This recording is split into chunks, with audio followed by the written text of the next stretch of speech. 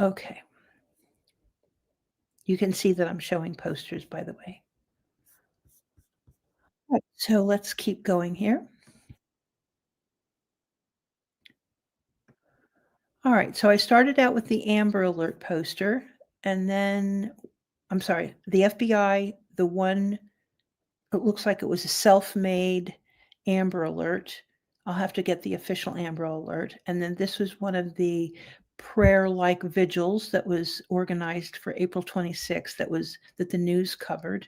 If you remember this, there were quite a bit of people arm in arm on the bridge, and, it got a little fumbled up because someone wanted to be in this. I don't know exactly, but I do know that it was discussed that how the people had to line up and be in a certain way. So it was a good, air quote, photo op. And so that was the Light the Path for Sebastian, April 26th. So we'll bring that one down. Then we'll go on to the next one. And the next one will be I believe this is another Amber Alert one. Yes, so I believe this would have been the official Amber Alert poster. So you can see the FBI and the, missing children's on the bottom right there, but here we are with the very famous now Optimism, long sleeve Optimism T-shirt at a Costco. This is the picture that was presumably shoved in the face of the father when he arrived at the Proudfoot's residence, that Katie's saying, "Look, see, he was so happy." And, but we now I think we can all tell that this is not BJ's, this is definitely Costco, and, this had to have been quite a ways back in date and time, but this is what they gave to the FBI. This is what was issued for his Amber Alert as well, and of course, we can see how that may have affected things quite a bit. Go ahead and remove that. Okay. The next one will be, let's see here.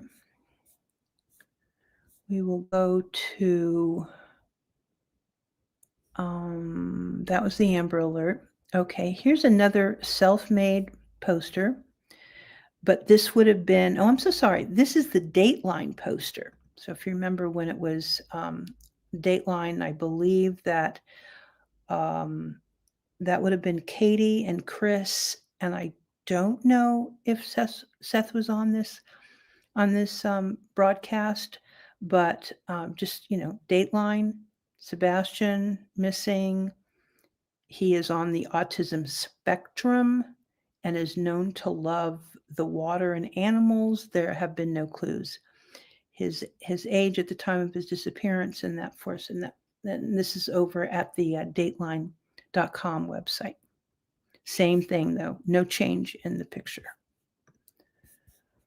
Okay. I'm going to be saying okay a lot as I plunk through here. All righty. Then the next one will be this one here. This is when we start seeing a lot more green. This is a rescue ride. This was further down the road, August 24th. This is all that I could find. I will be looking for others based on the date with the news articles to see, what kind of coverage they got. But here we have yet again, we're using that dated photograph, using the green. They're introducing the fonts and that sort of thing. Oh. Okay. Here we go. Next one is this one here, a little bit more complex. I do believe this is like a homemade sign. Finally, we get a QR code, help bring me home. National Children's Missing and Exploited Children, the number that they had assigned to him. So this may have been from their group, but they're all, same thing. They're using the same dated photograph and basic things, but now we're getting, very hard to read. The help bring me home is very noble. And then they want you to scan, view, and share report sightings. Call the Lost Sumner, 1-800 The Lost, Sumner County Emergency Communications Center. And this is the first time we're seeing a QR code. Same dated photograph.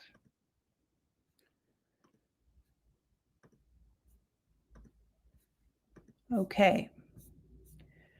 Next up, we have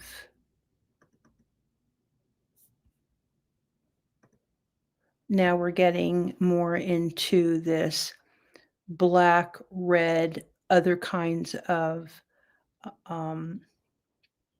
monikers and logos. This is from the Aware, something Aware. I have to look into that a little bit more. Endangered, with more text, the QR code, and then we're starting to see the social presence, Facebook, Pinterest, Twitter, and Instagram. Also, you can see it goes from the dated photograph to the photograph of him. I believe it would have been the birthday, as he's standing next to a trophy, and he's wearing, I believe this is what they gave him at the, like a Dave and Buster's kind of thing. I'm not so certain about that, but I believe it has his name on it. Okay. The next one will be, where are we here? Okay, that one I just saw. Okay, so here we'll go with this one. Okay, much more bold, this is another Amber Alert. They're using the Sumner County. We don't know who did this, an Amber Alert, but with the QR code. Now we're getting the trophy photograph, the dated photograph, and then the very first time that we're actually seeing the harness picture. So that harness picture had not been seen until, I believe, until this poster. And a lot of things going on with this poster, by the way. A lot of influence that the graphic artist is trying to, push out on the poster. We'll remove that one.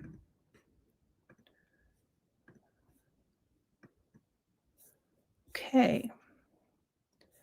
Next one up is this one here. This is a little bit of a oddball. It was just on Google Images. We're now seeing him with his snake. And we know that this is at the Proudfoot home on, I believe it's going to be on Stafford Court, because you'll notice the wall color, but maybe not, but I believe that it is the Stafford Court residence. So it would have been kind of this age, and it's any information called TBI, but you can see, the shattered paper, torn paper, and so forth. I don't know what the emphasis is here, but this is just a private person doing a poster. Go here. Go to the next one, and we have just 3 more, this one included.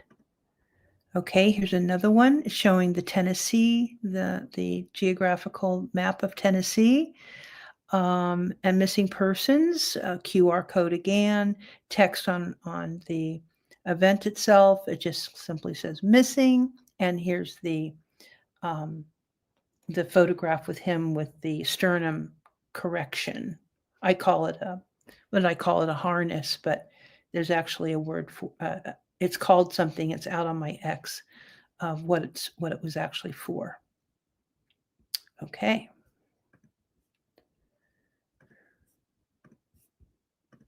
Two more to go.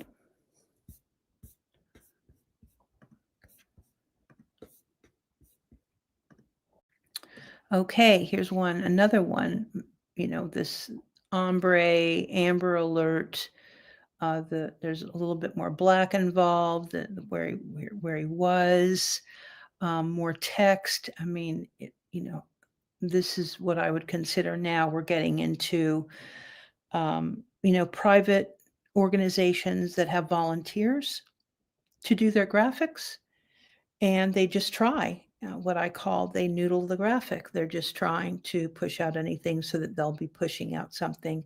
Whether it's effective, who knows? It's a big departure from the FBI poster at this point in time. And it's all very hard.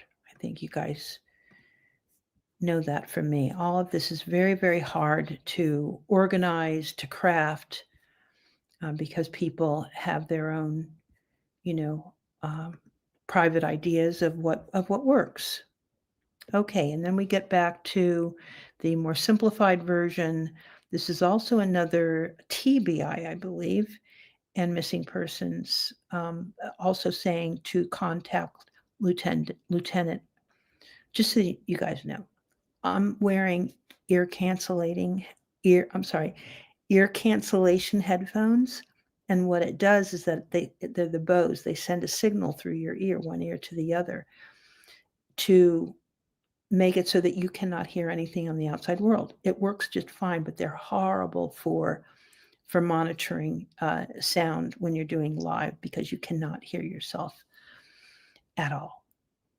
And that's why there's a kind of my diction will definitely like fall off, because they cancel out too much of the outside world. I can't hear myself be saying anything. Okay, so then this is kind of the last one. We're seeing Lieutenant Brandon Clark, right? As the contact. I thought his name was Carter. I'll have to, okay, so many things to look at. So this is the last one. Many, many, many. It's taken us 17 minutes to just go through these very simple posters.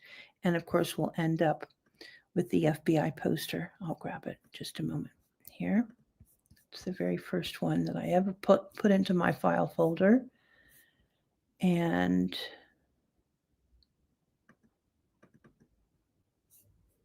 there we go.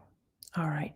So as you compare them, there's this contrast and compare going on, that if all of us are kind of looking for what is the most effective, the one thing that we cannot, in my view, we cannot do is go off script.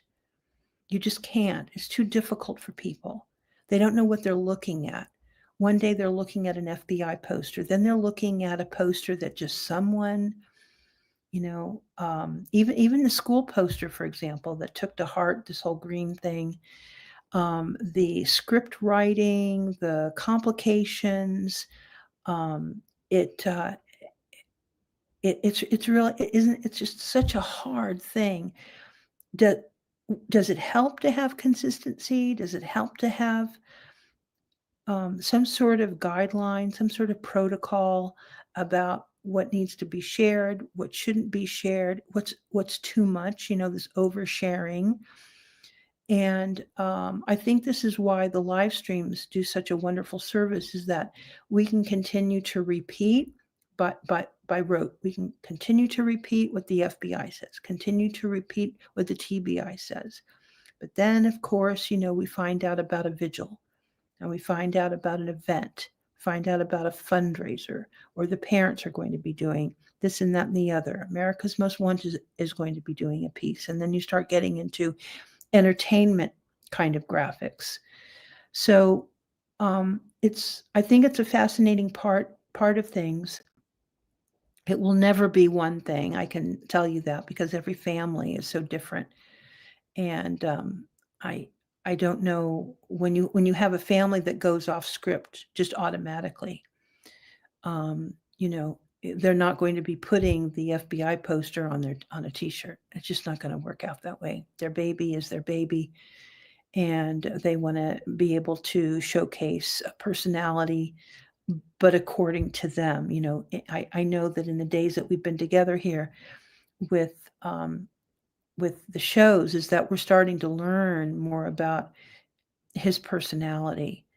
And this has been something that I've been very keen on from the beginning, waiting for the family, waiting for schoolmates, waiting for his friends to speak about his personality.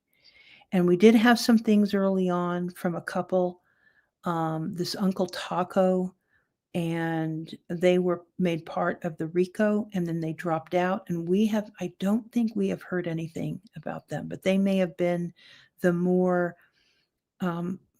sincere in speaking about him, I think, but we haven't heard from them for months and months. So I don't know what's to come of putting it all together. It's unfortunate that there will be another missing child. The Canadians do it different probably than South Americans, and the Europeans must do it differently than we do. So there'll never be any one perfect way.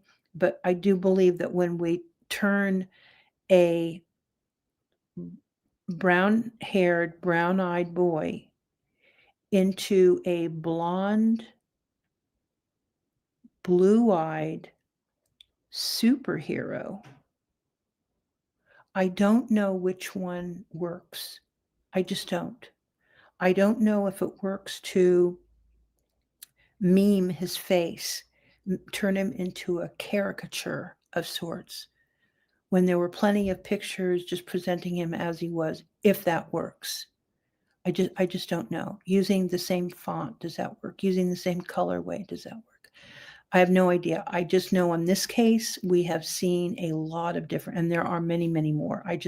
I literally just grabbed an hour ago, grabbed the ones because I'd been seeing them kind of in the corner of my eye when looking up the stories and the media stories. I would be seeing, little bits of the vigil kind of placards and posters. So I thought, well, today might be just a good day just to get it started. It's a wonderful file to have. It's a good exploration of how a family and how a community, a state, and a country accepts the responsibility to do everything that they can to find Sebastian.